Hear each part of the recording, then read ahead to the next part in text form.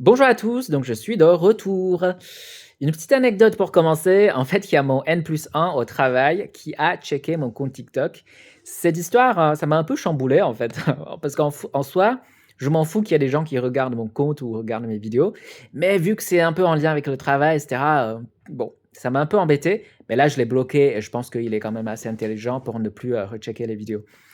Donc aujourd'hui, j'ai envie de parler du lien entre l'auto-sabotage, le suicide et le contrôle.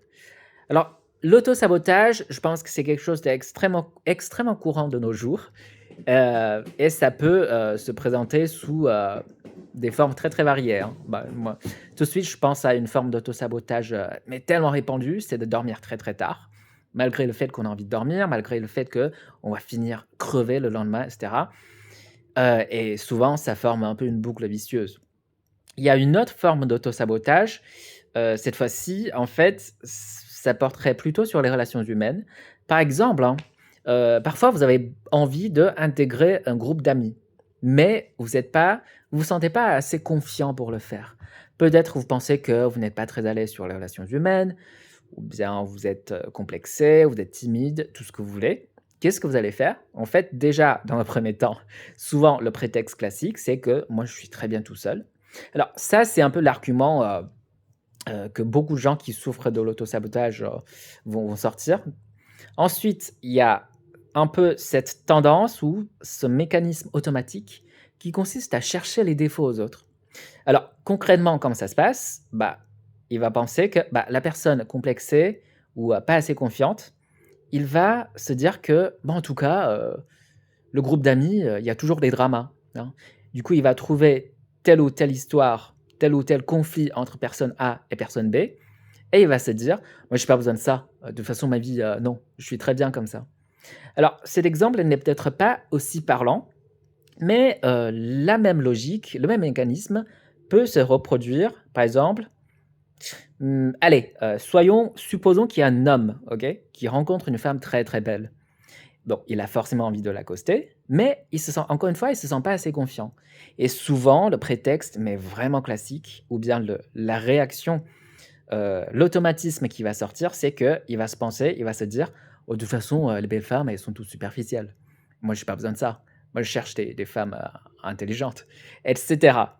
Donc vous voyez un peu cette logique et je pense que la forme d'autosabotage la plus, grave, en tout cas la plus conséquente, c'est, bien sûr, le suicide. Alors, quel est le lien entre l'autosabotage et le contrôle? Parce qu'en fait, souvent, l'autosabotage, il est considéré comme une sorte de perte de contrôle. Mais si on creuse un tout petit peu plus, c'est quand même facile de comprendre que l'autosabotage, justement, à l'inverse, c'est une tentative de regagner le contrôle.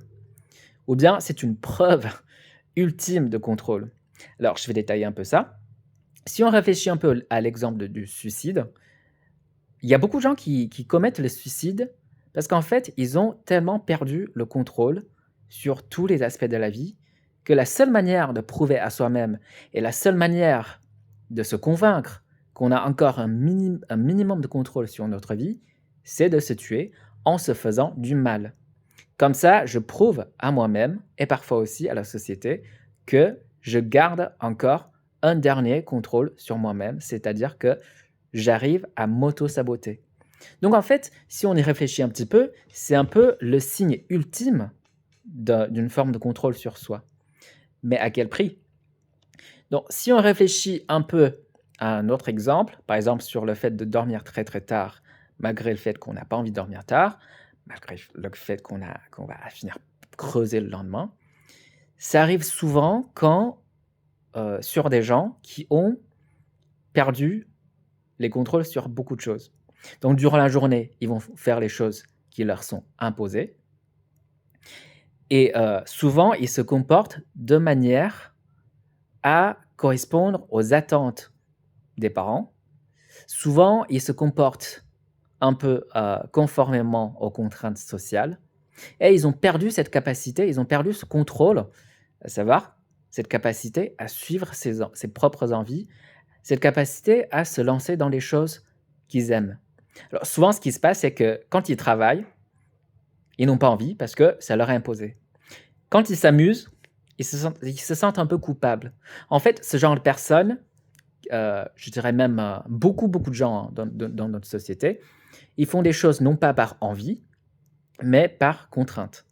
Donc en fait, à un moment, ils se disent, moi je vis pas pour moi-même. Je sais plus qui je suis et la seule chose que je peux faire pour me convaincre que je suis encore un peu moi-même, que je garde un minimum de contrôle sur ma vie, c'est de me faire du mal.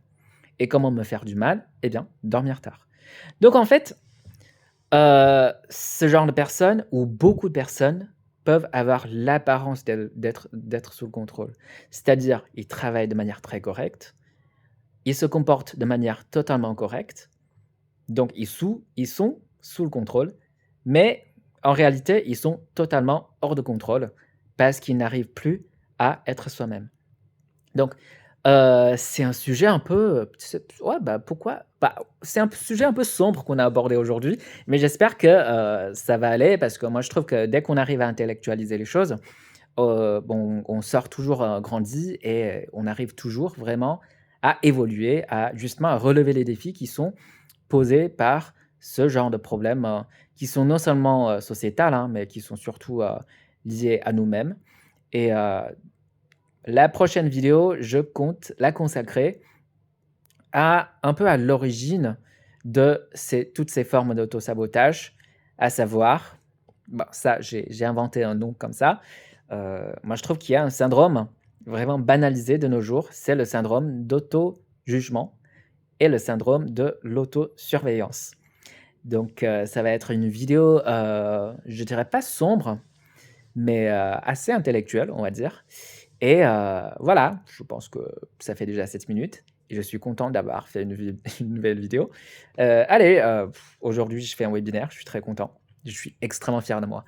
Allez, j'espère que vous allez bien et passez une très bonne nuit. Ciao.